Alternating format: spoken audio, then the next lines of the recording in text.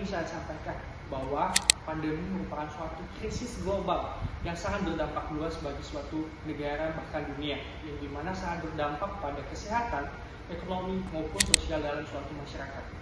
Peristiwa di masa lalu mengajarkan bahwa kita pentingnya kesiapsiagaan, ilmu pengetahuan yang tinggi, dan solidaritas. Edukasi kepada masyarakat untuk penghapusan stigma yang sangat berpengaruh dalam menghadapi setiap pandemi yang terjadi, serta kerjasama global menjadi kunci dalam mengatasi dan mencegah pandemi yang di masa depan. Kita disiapkan untuk mengatasi berbagai permasalahan-permasalahan yang telah terjadi pada pandemi-pandemi sebelumnya, agar ketika kita menghadapi pandemi ke depannya, kita memiliki kesiapsiagaan dan pengetahuan yang luas agar kita dapat mengurangi dampak-dampak yang terjadi akibat dari pandemi tersebut. Dalam Kamus Besar Bahasa Indonesia atau KBBI, pandemi dapat diartikan sebagai suatu wabah yang terjadi serempak di mana-mana, meliputi daerah geografis yang sangat luas, bahkan bisa mencakup beberapa negara, benua, bahkan dunia yang sangat luas ini.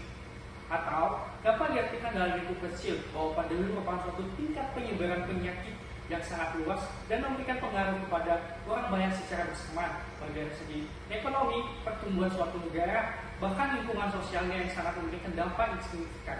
Nah, ada beberapa negara yang menjadi asal muasal dari pandemi ini. Yang pertama itu Yunani, yang terjadi pada tahun 430 sebelum Masehi, dan yang kedua itu ada India, yaitu pada tahun 541 sampai 542 sebelum Masehi, dan yang ketiga ada Eropa, yaitu pada tahun 1347 sampai 1351, dan yang selanjutnya itu ada benua Eropa dan Amerika, yaitu pada tahun 1492. Yang selanjutnya ada Inggris pada abad ke-19, ada Spanyol pada 1918 hingga 1919, dan yang selanjutnya itu ada Amerika Serikat pada tahun 1980-an, dan yang terakhir itu ialah Cina pada tahun 2019. Nah, pandemi di dunia ini terjadi karena berbagai faktor, antara lain seperti munculnya patogen baru atau virus atau bakteri penularan dari hewan ke manusia, atau sering disebut dengan zoonosis. Selanjutnya adalah tingginya mobilitas global, kepadatan penduduk, perubahan lingkungan, dan lemahnya sistem kesehatan, serta kemampuan penularan antar manusia yang sangat efisien. Faktor-faktor ini memungkinkan penyebaran penyakit atau berbagai virus dapat secara cepat dan luas ke berbagai belahan dunia. Selain itu, interaksi manusia yang intens dengan alam dan hewan, serta dampak perubahan iklim dan urbanisasi yang sangat tinggi, turut memperbesar risiko munculnya pandemi. Oleh karena itu, pandemi bukan hanya masalah kesehatan, tapi juga berkaitan dengan aspek sosial, lingkungan, globalisasi, bahkan perubahan-perubahan yang terjadi hingga saat ini. Nah, ada beberapa tokoh dalam setiap pandemi yang telah terjadi di dunia. Yang pertama adalah Thucydides, merupakan sejarawan asal Yunani yang menjadi saksi hidup dari pandemi yang terjadi, dan juga menjadi seorang korban yang selamat atas wabah yang telah terjadi di negaranya. Dan yang kedua itu ada Kaisar Justina, merupakan seorang kaisar yang hampir meninggal akibat dari wabah yang terjadi. Pemerintahannya mencatat salah satu pandemi yang paling mematikan dalam sebuah sejarah. Yang selanjutnya itu adalah Paus Clement keempat, yang merupakan seorang pemimpin gereja Katolik saat wabah. Ia berperan sebagai seorang yang merespon kritis dengan menetapkan hari-hari doa agar semua warga jemaatnya dapat keselamatan dari wabah tersebut. Selanjutnya adalah Christopher Columbus, merupakan penjelajah asal Eropa yang membawa penyakit menular dari Eropa hingga ke dunia baru, termasuk cacat yang menghancurkan populasi masyarakat berburu pada saat itu. Selanjutnya ada John Sloan, merupakan dokter asal Inggris yang dianggap sebagai pelopor epidemiologi dalam dunia modern. Selanjutnya itu ada Dr. William, merupakan seorang dokter Amerika yang meneliti tentang adanya flu Spanyol pada saat itu, sehingga dari penelitian tersebut yang membantu mendirikan sistem kesehatan militer untuk membantu masyarakat dan mengurangi dampak-dampak negatif dari flu Spanyol tersebut. Dan yang selanjutnya itu, dan paling terakhir ada Dr. Lin William, merupakan dokter asal Tiongkok yang pertama kali memperingati tentang virus baru, yaitu COVID-19 di Wuhan, dan merupakan juga seorang dokter yang meninggal akibat dari COVID-19 ini. Sekarang kita akan masuk pada lini masa. Di masa kali ini akan membahas tentang berbagai wabah atau pandemi yang telah terjadi di dunia, mungkin dari awal hingga akhir pandemi yang mungkin masih menjadi pembahasan hangat di tengah-tengah masyarakat saat ini. Langsung saja pada pandemi pertama, yaitu pandemi Peloponnesia, yaitu pada tahun 430 sebelum Masehi. Pandemi atau wabah ini merupakan yang paling awal yang tercatat dalam sejarah, terjadi pada masa perang. Penyakit ini diduga berasal dari Ethiopia dan wabah di Athena saat kota tersebut dikepung oleh pasukan Sparta. Wabah ini sangat parah dan mematikan, yang menyebabkan 2/3 dari populasi Athena meninggal dunia. Para dokter tidak berdaya atas terjadinya wabah ini, namun mereka justru menjadi korban pertama yang meninggal akibat dari wabah ini, karena mereka seringkali berinteraksi dengan orang-orang sakit. Di Athena yang padat penduduknya, penyakit ini menewaskan sekitar 25% dari populasi Athena. Pandemi ini berdampak serius pada masyarakat Athena, bahkan menurunkan kepatuhan masyarakat Athena terhadap aturan-aturan yang ada dan keyakinan religius mereka sendiri. Nah, sekarang kita akan masuk pada wabah kedua yang tercatat dalam dunia, yaitu wabah Justinian yang terjadi pada 541 sampai 542 yang terjadi pada masa kekuasaan Kaisar Justinian, yang dimana wabah ini diperkirakan berasal dari Cina atau Timur Laut India, menyebar melalui danau terbesar di Afrika dan ditularkan oleh tikus hitam yang membawa kutu penyebaran penyakit ini. Wabah ini menewaskan 50 juta orang atau sekitar 26% dari populasi dunia saat itu, termasuk hampir setengah penduduk Eropa dengan angka kematian harian mencapai 5.000 orang di ibu kotanya. Upaya pencegahan yang dilakukan pada saat itu pun sangat terbatas, yaitu dengan cara menghindari orang yang terkena virus tersebut. Rencana Kaisar untuk menyatukan kembali Kaisar Romawi gagal, sektor pertanian semakin hancur, perdagangan terganggu, dan kemampuan Kaisar untuk menghadapi musuh pada saat itu melemah. Wabah ini juga menciptakan suasana apokaliptik yang mendorong penyebaran agama Kristen dan berkontribusi terhadap kejatuhan Kekaisaran Romawi. Secara historis, wabah ini dinyatakan sebagai awal kemunculan penyakit pres yang kemudian memicu wabah yang disebut dengan wabah Black Death dan berabad-abad setelahnya. Selanjutnya adalah Black Death, merupakan suatu pandemi yang terjadi pada tahun 1347 hingga 1351 dan diperkirakan menewaskan 1/3 hingga 2/3 populasi Eropa atau sekitar 200 orang. Penyakit ini menyebabkan kulit penderita menghitam akibat dari pendarahan dan penularannya melalui kutu atau tikus hitam. Wabah ini diyakini sebagai pres yang disebabkan oleh bakteri. Kota pelabuhan Ragusa di Italia menjadi pelopor karantina. Awalnya menahan pelayan selama 30 hari, lalu diperpanjang menjadi 40 hari. Dan hal ini menjadi alasan munculnya kata karantina.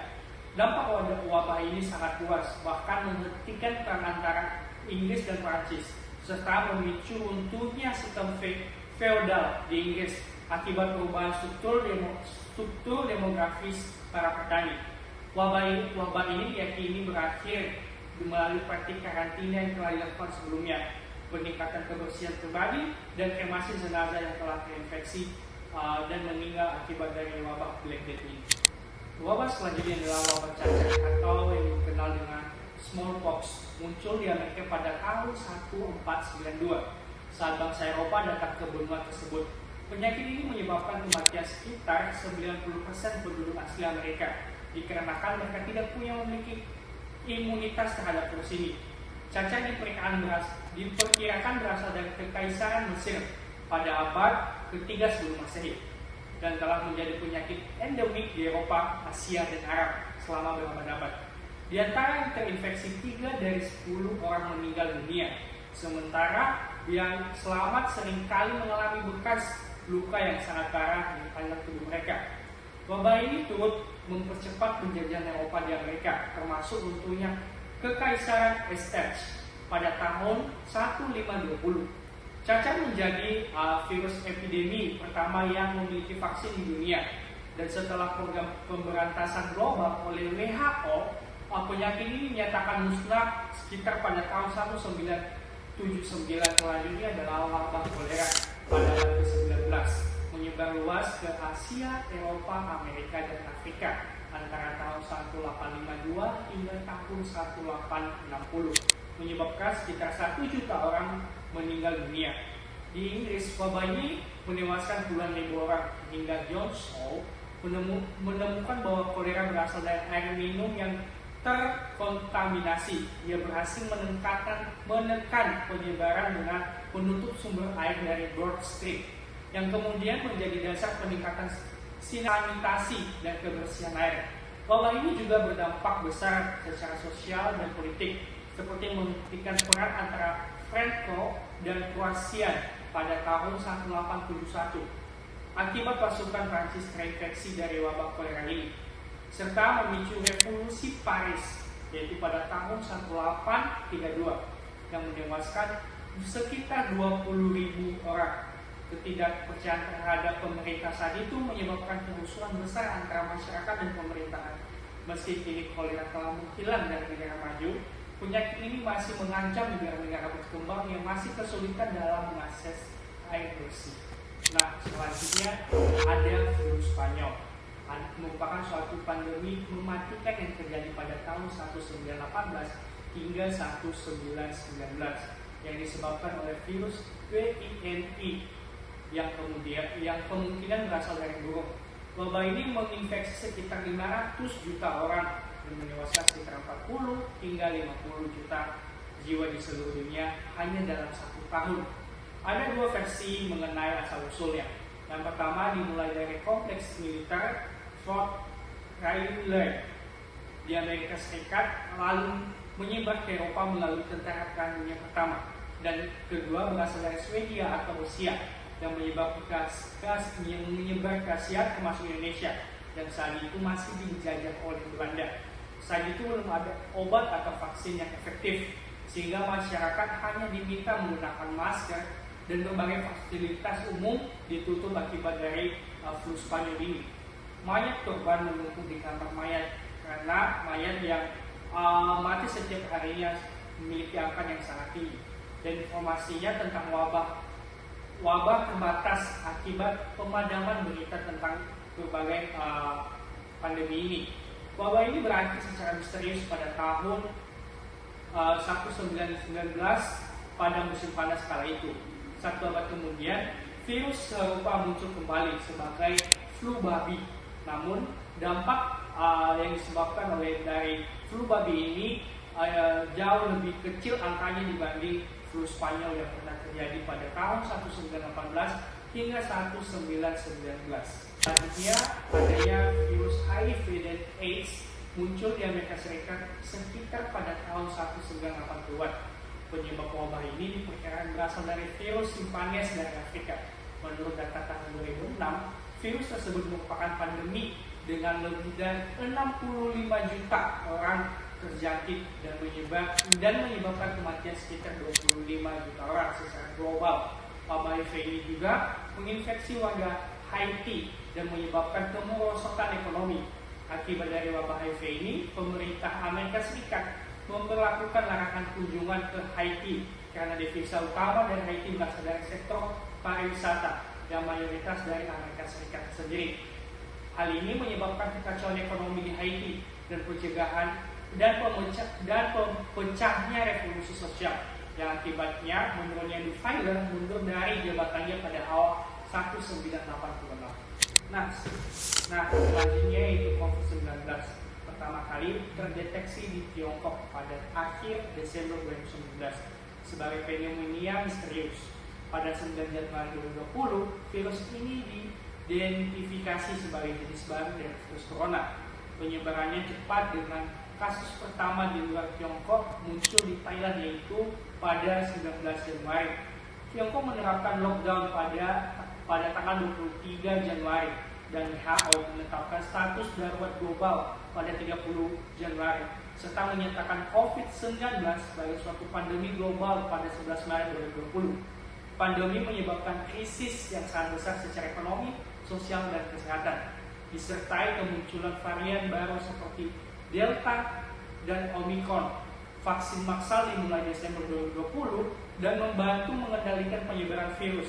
Pada 5 Mei 2023, WHO mencabut status global Namun, COVID-19 atau Corona ini tetap menjadi ancaman kesehatan jangka panjang dan menjadi endemik di berbagai wilayah yang ada di seluruh Indonesia dan yang telah merasakan di mana pandemi COVID-19 ini.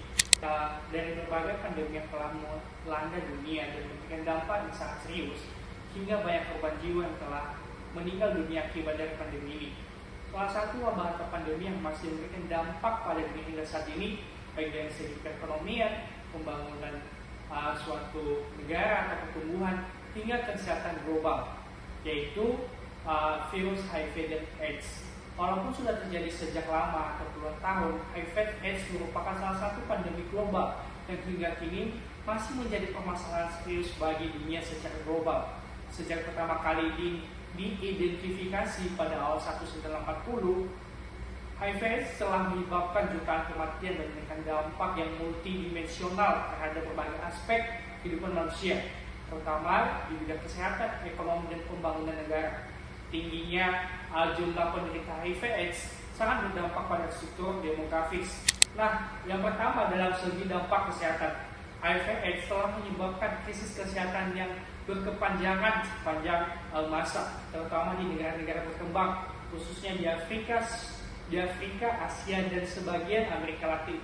Virus ini menyerang sistem kekebalan tubuh, membuat penderitanya rentan terhadap infeksi lainnya dan penyakit serius lainnya. Hingga saat ini belum ditemukan obat yang benar-benar menyembuhkan HIV/AIDS ini. Meskipun terapi atau ARV mampu memperpanjang hidup dan mengurangi penularan. Di banyak negara miskin, keterbatasan akses terhadap pengobatan dan layanan kesehatan menyebabkan angka kematian dan penularan HIV ini semakin tinggi setiap tahunnya. Dan yang kedua adalah dampak ekonomi. Pandemi HIV/AIDS telah menimbulkan beban ekonomi yang sangat besar, terutama di negara-negara dengan tingkat prevalensi yang tinggi. Pemerintah harus mengalokasikan dana besar untuk pembelian obat ARV ini. Pelayanan medis, program pencegahan dan kampanye edukasi. Di sisi lain, meningkatnya angka kematian di usia produktif, mengurangi jumlah tenaga kerja aktif, menurunkan produktivitas nasional, dan meningkatkan beban ekonomi keluarga yang terdampak. Banyak anak yang menjadi yatim piatu dan kehilangan sumber penghidupan akibat orang tua mereka yang meninggal karena HIV/AIDS. Ini adalah dampak bagi pembangunan negara. HIV/AIDS menjadi tantangan yang sangat besar dalam pembangunan suatu negara.